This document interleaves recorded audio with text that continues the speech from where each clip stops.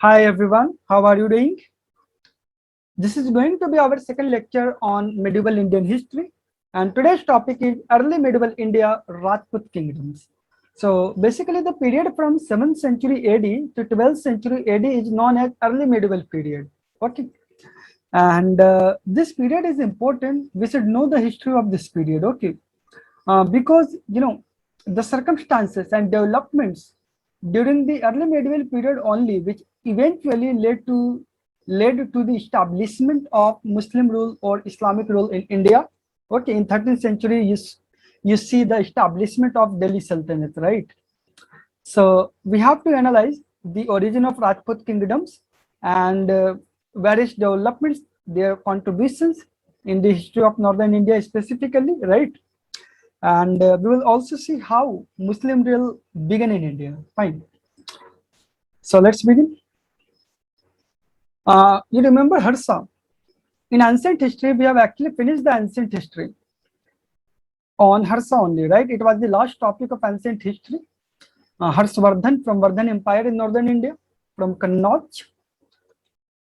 So after the death of Harsa, there was no political unity in North India for about 5 centuries. So after the death of Harsa, basically various other regional kingdoms emerged. Kashmir, Gandhar, Sindh, Gujarat, Kannauj, Ajmer, Malwa, Bengal and Assam. Okay, these were mainly. Apart from this, there were Palas from Bengal, but later on, Pratiharas became powerful in northern India, right? And don't worry, I'm going to tell you the whole history of Rajput kingdoms and their different clans and their contributions. Okay, this is just the beginning. So let me tell you first of all the story of Rajput kingdoms. So the dominance of Rajputs began from 7th and 8th centuries and lasted till the Muslim conquest in 12th century. In the period of Muslim aggression, you saw in 7th century AD, this a new religion, Islam, got established in Saudi Arab. So after that, the Rajputs were the main defenders of Hindu religion and culture in India. There are several theories about the origin of Rajputs. Okay, see, in among historians, they have different debates and opinions regarding the theory of origin of Rajputs, right? So we have to, for the prelims examination, we should know the main theory, right? Which is highly acclaimed, right?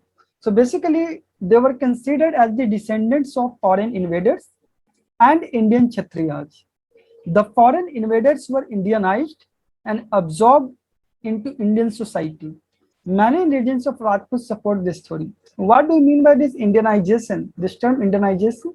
So basically, they became homogeneous by constant intermarriages and by adopting common customs. Okay, this is called Indianization. They adopted common customs and by following the policy of intermarriages and all, they intermingled with the local community, right? They made war as their chief occupation. However, trade and agriculture also prospered, right? You know, Rajputs are well known for their war skills, right? The Gujjar Pratihara were the earliest of the Rajput rulers, right? Remember. So there were various clans of Rajput kingdoms in northern India. So let me show you the map first. Yeah, see, observe this map carefully. This is, we have northern India, right? Northern India, and this region was basically dominated by Rajput kingdoms during the early medieval period. So here you can see there were different clans, like we had Solanki in Gujarat and western Madhya Pradesh region, Parmara in Rajasthan, Chauhan in Ajmer and Delhi, Garhwal in Uttarakhand region, Pratihara mainly in eastern Uttar Pradesh and Bihar region, and then we have Tomar from Madhya Pradesh region, right? Again, Chandela from Madhya Pradesh region. So among all these Gurjar Pratiharas were the earliest of the Rajput rulers. Its first great leader was Harish Chandra. He conquered extensive territory in Rajputana and ruled with his capital at Bhinmal.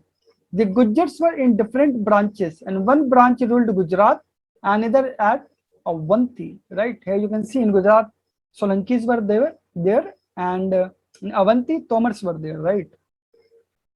The Pratiharas involved themselves in a three-cornered contest with the Palas of Bengal and Rashtrakutas of Deccan. Right.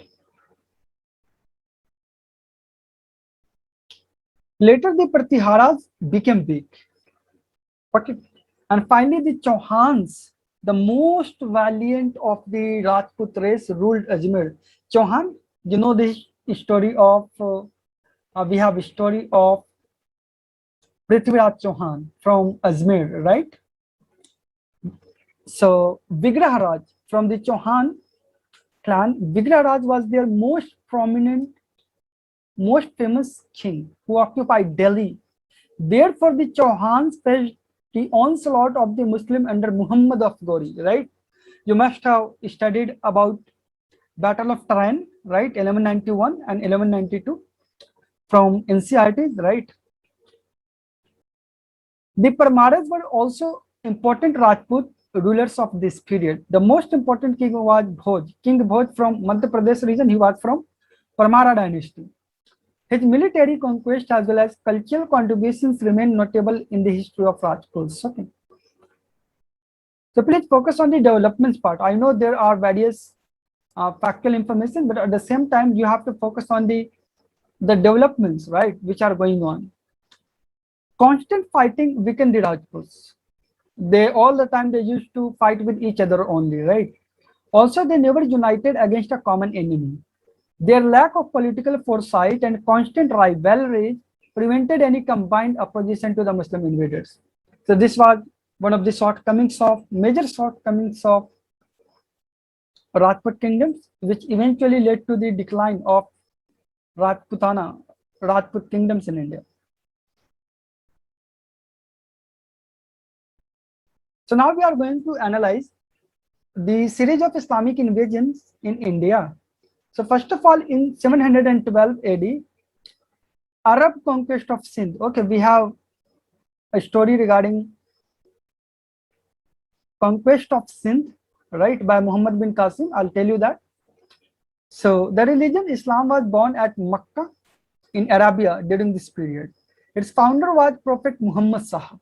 Okay, so you need to know a little bit background about the Islamic invasion in India, because ultimately you see that in 13th century, Muslim rule got established in India, right? That came to known as Delhi Sultanate and later on the Mughal Empire. So they were basically outsiders, and they actually ruled in India for around 600 years, both Delhi Sultanate and plus Mughal Empire period. Okay, so we should know the basic background of all these conquests. So the religion Islam was born at Makkah in Arabia, and its founder was Prophet Muhammad Sahab. But his teachings made the wealthy people of Makkah his enemies. Therefore, he migrated to Medina in 622 AD. Makkah and Medina are two famous cities of Saudi Arab, right? So why this date and place is important? Because when Muhammad Sahab migrated to Medina in 622 AD, it was the starting point of the Muslim calendar and the Muslim era called Hijrah. Okay, Hijrah. Later on, the followers of Muhammad Sahab set up an empire called Caliphate. It was the empire.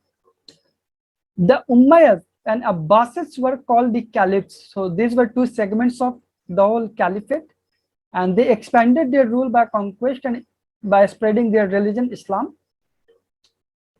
Finally, in 712 AD, it was the very first Islamic invasion in India by Muhammad bin Qasim, who conquered Sindh. He was the commander of Umayyad kingdom.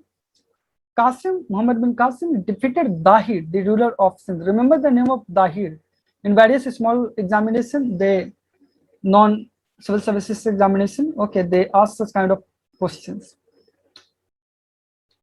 So Muhammad bin Qasim organized the administration of Sindh but later on called back by Caliph. But here you should focus, because Muslim could not expand their authority further into India. Even after, when Muhammad bin Qasim captured Sindh, Muslims could not expand their authority further into India due to the presence of the powerful Pratihara kingdom in Western India. Getting this? So this was the Pratihara kingdom which actually prevented them to enter into India. Although the conquest of Sindh, which is part of Pakistan right now, did not lead to further conquest immediately, but it had resulted in the diffusion of Indian culture abroad. All right, for the example, many Arab travelers visited Sindh. Indian medicine and astronomy were carried to far off lands through Arabs. The Indian numerals in the Arabic form went to Europe through them only, right? So this was the impact of first Islamic invasion in India by Muhammad bin Qasim in 712 AD. Another series of Islamic invasions began in 11th century AD, right, by Mahmud of Ghazni. So by the end of 9th century AD, the Abbasid Caliphate declined. I told you there were Umayyads and Abbasids, two segments of Caliphate, the Islamic Empire, right? So the Turkish governors established independent kingdoms. If the Caliphate is going to be declined, then there will be local governance, right, who are going to declare themselves independent, like it happens everywhere. So the Turkish governors established independent kingdoms, and the Caliph became only a ritual authority now. One among them was Alp-Tigin, whose capital was Ghazni. His successor and son-in-law Subuktigin captured Peshawar in Pakistan currently, from Jayapala, and he was succeeded by his son Mahmud. Okay, you don't need to remember this name, Alp-Tigin and Subuktigin, right? Just remember the name of Mahmud Ghazni, who actually invaded India many times. So Mahmud of Ghazni, Mahmud is said to have made 17 raids into India. 17 raids. Okay, so he actually made a series of invasion in India. At that point of time, North India was divided into a number of Hindu states. On the frontier India, on northwest, currently the border of India and Pakistan, there existed the Hindu Shahi kingdom, which extended from Punjab to Kabul in Afghanistan.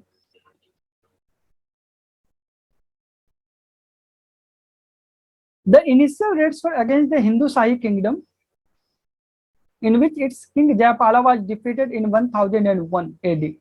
Okay, number one. Number two, his successor Anandpala fought against Mahmud Ghazni, but he was also defeated in Battle of Bahind. Remember Battle of Bahind between Anandpala, okay, and Mahmud of Ghazni. As a result of his victory at Bahind, Mahmud of Ghazni extended his rule over most of the Punjab. Here Punjab means not only part of India, but also the part of Pakistan, okay, including Afghanistan. And you can see consistently, then again in 1011, 1018, and then lastly in 1024, he always tried to invade in India, right? In the 1018 invasion, Mahmud plundered the holy city of Mathura and also attacked Kannauj, which was the capital of Harshvardhan in 7th century AD, right? Finally, in 1024, it was his last invasion in India, right? And he defeated the Solanki king Bhimdeva first and plundered Ahilyavar and sacked the famous temple of Somnath. So there, in NCRTs also, it was mentioned that the Somnath temple was plundered by Mahmud of Ghazni, right? So this is the same story. And this was his last campaign in India. Finally, he died in 1030 AD. Okay. Why all these Islamic invasions are important as per as our Indian history is concerned, right? See, all these are actually talking about invasion, not just about the political invasions, but at the same time, introduction of Islam in India. Okay, and later on you see there are two big sultanates, Mughal Sultanate and Delhi Sultanate, right, which got established eventually later on, right? So this is why we are simply trying to understand the basic background on that part.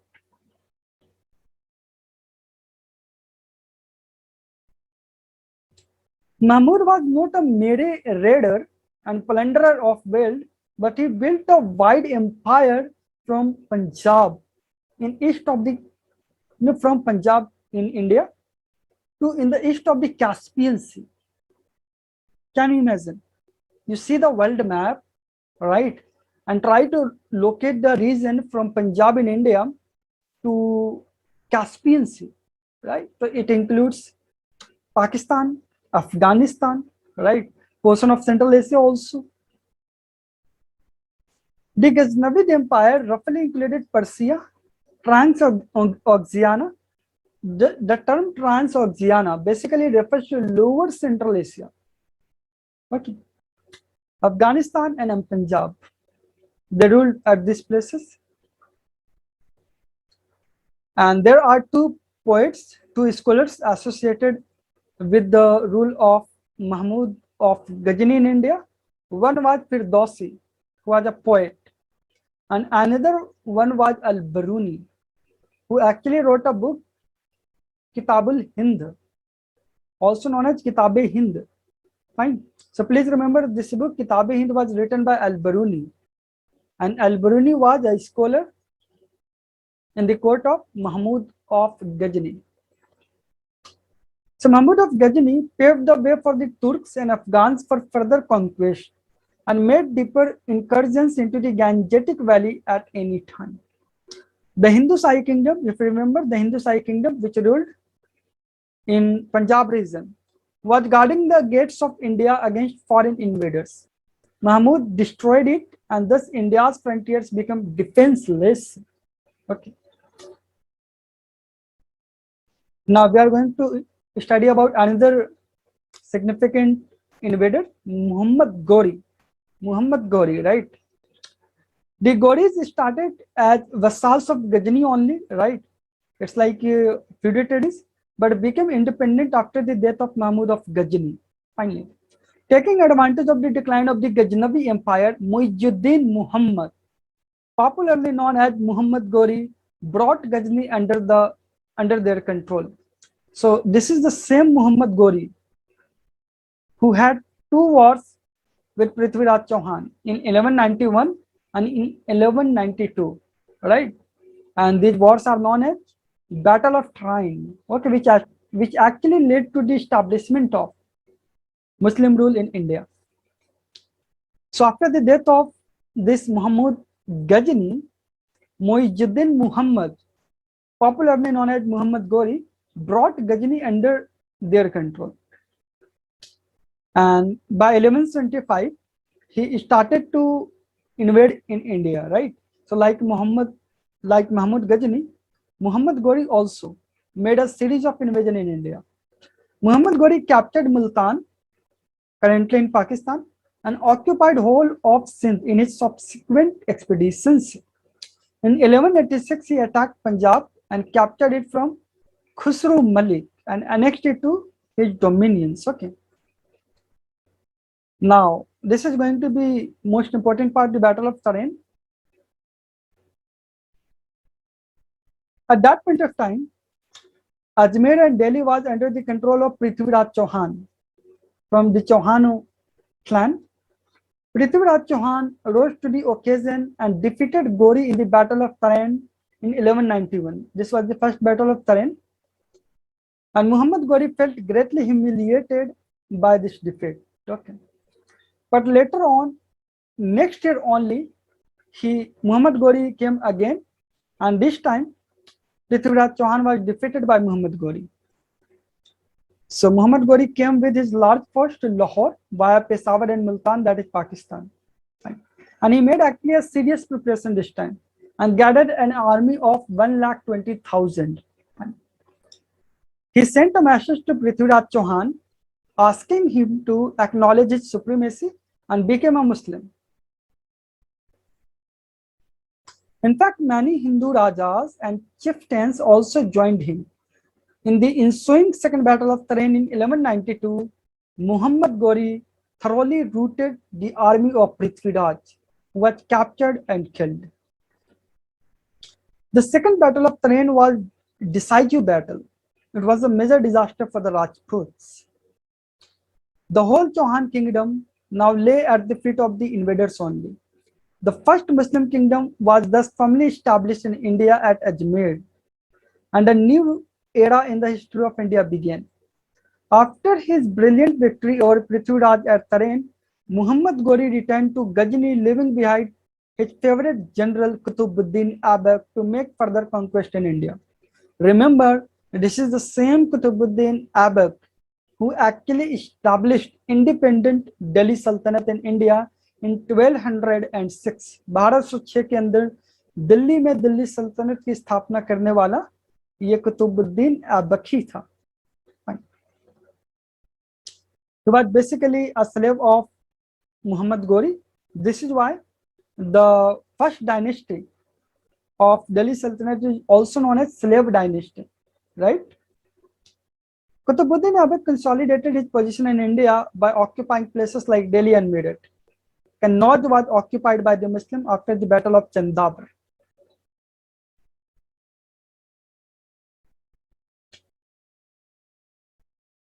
The battles of Tarain and Chandavar contributed to the establishment of Turkish rule in India, right? So, in fact, in the men's examination, also when you are writing a question, fine, then you can give this line in your conclusion, fine. So, the battles of Tarain and battles of Chandavar, okay, they actually proved to be decisive, which actually led to the establishment of Muslim rule in India, right? This was a major development, right? Because the whole system got changed during the period. Now we are going to analyze what were the causes for the failure of Hindu kingdoms. All right.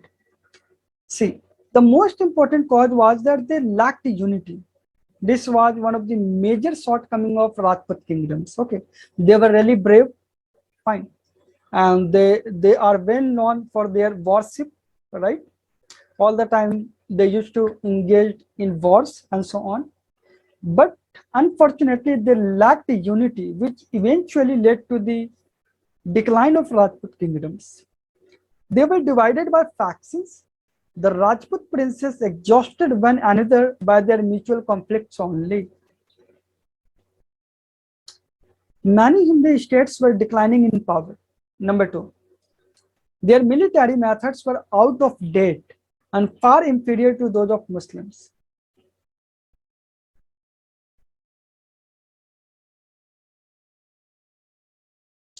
The Muslim soldiers had better organization and able leaders.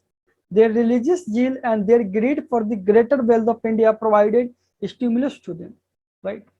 Finally, among the Hindus also, the duty of fighting was confined to a particular class, right? The Kshatriyas. We know that from the ancient history only, right?